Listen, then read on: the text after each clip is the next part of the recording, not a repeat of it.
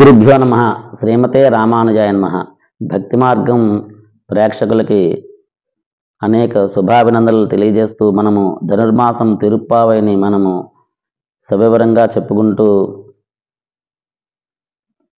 ఈ ప్రయత్నంలో మనం ఏమిటంటే తిరుప్పావై యొక్క అర్థాన్ని మనము క్రోడీకరించుకుంటూ చెప్పుకుంటూ వస్తున్నాము. దాంట్లో భాగంగా మనము ఈరోజు 4వ రోజుకి చేరుకున్నాము. ఈ 4వ రోజు పాసురంలో మనకి గోదామ్మవారు వర్ష దేవుణ్ణి అంటే వానదేవుణ్ణి పర్జన్య దేవుడు అని అంటారు. ఆ పర్జన్య దేవుణ్ణి ప్రార్థిస్తున్నట్లుగా ఒక మేళ ఉంటుంది ఒక విధంగా. ఇంకో విధంగా చూస్తే ఆదేశిస్తున్నట్లుగా కూడా. అంటే భగవంతుణ్ణి మనము ఎప్పుడైతే ఆశ్రయించామో భగవంతుడి కింద ఉండేటువంటి మిగతా దేవతలందరూ కూడా ఆయనకి బద్ధులై ఉండి భక్తులకి ఎటువంటి సౌకర్యాలు కావాలో అవన్నీ కూడా భగవంతుడి ద్వారా మనము పొందేటట్లుగా అమ్మ భావించి ఆ వానదేవుణ్ణి ప్రార్థన చేస్తున్నట్లుగాను ఆదేశిస్తున్నట్లుగా కూడా ఈ పాసురము ముందుకు సాగుతుంది. చక్కగా మనము ఈ పాసురంని ముందు ధ్యాన శ్లోకం చెప్పుకుని తర్వాత పాసురం యొక్క అర్థాన్ని అనుసంధానం చేసుకుందాం. నీలాతుంగ స్తనగిరితటి సుప్తం ఉద్బోధ్య కృష్ణం పారాధ్యం స్వం శృతి స్థిర సిద్ధం అధ్యాపయంతి సోచ్చిష్టాయాం సృజనగలితం యాబలాకృత్య భుంక్తే గోదా తస్యై నమ ఇదమిదం భూయ ఏ వాస్తు భూయః. 4వ పాటని అమ్మ ఇలా పాడుతున్నారు.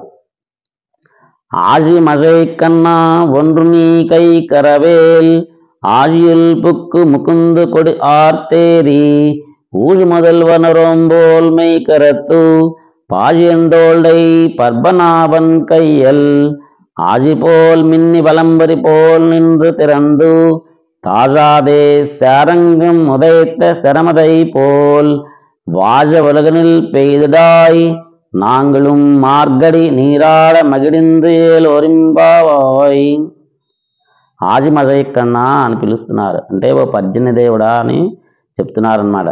ఆజిమజయక్కన్నా ఒండ్రునీ కై కరవేల్ ఆజిల్ పుక్కు ముకుందు కూడా ఆర్తేరి అంటున్నారు.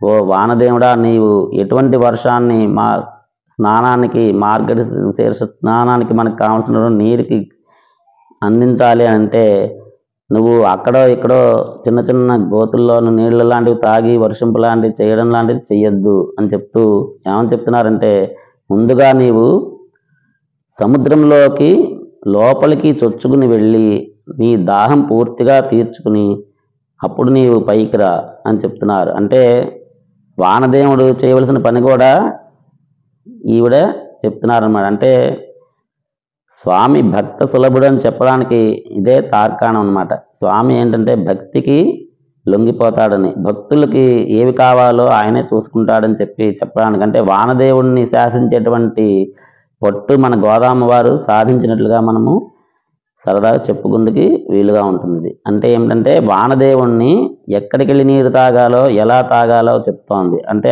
ఆయన దాహాన్ని కూడా ఈవిడే వివరించి చెప్తోంది. అంటే సముద్రం లోతుకి వెళ్ళి ఆ లోతుకి ఉన్నటువంటి నీరు తాగి నీవు తర్వాత ఏం చేయమంటున్నది అంటే పైకి వచ్చి విస్తరించమని చెప్తున్నది. మనకేంటంటే ఆకాశం అంతా విస్తరించి మేఘం వచ్చిందనుకోండి అప్పుడు చక్కటి వాన పడుతుందన్నమాట. ఆ విషయాన్ని అమ్మ చక్కగా మనకి ఉదహరిస్తూ చెప్తున్నారు. ఆకాశమంతా విస్తరించిన తర్వాత ఏం చెయ్యాలి అని చెప్తుంటే నల్లటి కార్మేని కదిరిమరియంబోల్ ముగత్తానని చెప్తున్నారు. మనకి ముందు పాత్రంలో కూడా చెప్పడం జరిగింది. అలాగేంటంటే నల్లటి మేఘము అని చెప్తూ ఉంటాము, నీలమేఘ శ్యాముడు అని చెప్పి మనం స్వామిని కీర్తిస్తూ ఉంటాము. అంటే ఏమిటంటే నల్లటి మేఘం గల వన్నె ఎలా ఉంటుందో స్వామి వన్నె కూడా అలాగే ఉంటుందని చెప్పడం కాకుండా స్వామి వన్నెలో పోలినటువంటి మేఘము రంగులో రావాలని చెప్తున్నారనమాట. ఆ నీలమేఘ శ్యాముడి యొక్క రంగులో నీవు వచ్చి ఆకాశం అంతా విస్తరించి ఆ విస్తరించిన తర్వాత నువ్వు ఏం చెయ్యాలి అంటే స్వామి చేతిలో ఏంటంటే శంఖము చక్రము శారంగము అనేటువంటి ఉంటాయి. మనకి పంచాయుధములు ఉంటాయి. వాటిలో శంఖము చక్రము శారంగము గురించి అమ్మ ఈ పాత్రంలో మనకి వివరించి చెప్తున్నారు. స్వామి చేతిలో ఉన్నటువంటి శంఖమును పూరిస్తే ఎటువంటి ధ్వని వస్తుందో అటువంటి ధ్వనితోటి నీవు చక్కగా ఉరుములని చెప్తున్నారన్నమాట. మనకి ప్రస్తుతం సైన్స్ ప్రకారంగా కూడా చూసుకుంటే మనకి మెరుపు ముందు కనబడి తర్వాత ఉరుము శబ్దం వినబడుతుంది. అలాగే ఏంటంటే ఆకాశంలో విస్తరించేటటువంటి మేఘము గట్టిగా ఉరుము మనకి వినబడాలి అంటే ముందర స్వామి యొక్క చేతిలో ఉన్నటువంటి చక్రము తిరుగుతూ ఉంటే దాని నుంచి ఎటువంటి కాంతి వస్తుందో అటువంటి కాంతితోటి మెరుపు రావాలి, మెరవాలి అని చెప్తున్నారు అనమాట.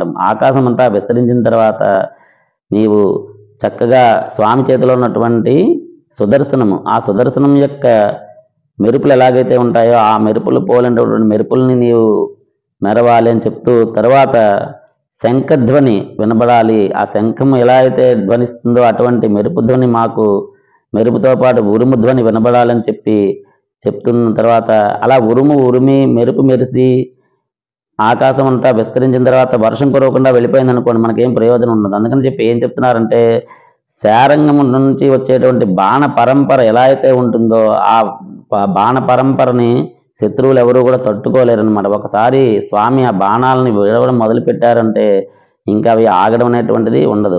ఆ శారంగంలో ఉండేటువంటి బాణ పరంపర ఎలాగైతే కొనసాగుతుందో అలాగే ఈ వర్షం కూడా నీవు వర్షించాలని చెప్పి పర్జన్య దేవుని ప్రార్థిస్తూ అలా వర్షించడం వలన అప్పుడు చెరువులన్నీ నిండి మా యొక్క మార్గశీర్ష స్నానానికి ఇబ్బంది లేకుండా ఉంటుంది, చెరువులన్నీ పుష్కలంగా ఉంటాయని చెప్పి సుశోభితంగా శోభిల్లుతూ మేము వ్రతం ఆచరించడానికి మాకు వీలుగా ఉంటుందని చెప్పి అమ్మ మనకి 5వ పాసురంలో రేపు యమునా తీరంలో విహరించేటువంటి శ్రీకృష్ణ పరమాత్మని గురించి చెప్తూ మనని ముందుకు తీసుకెళ్తా ఉంది. ఆండాళ్ దివ్య తిరువడిగలే శరణం. జై శ్రీమన్నారాయణ. జై శ్రీ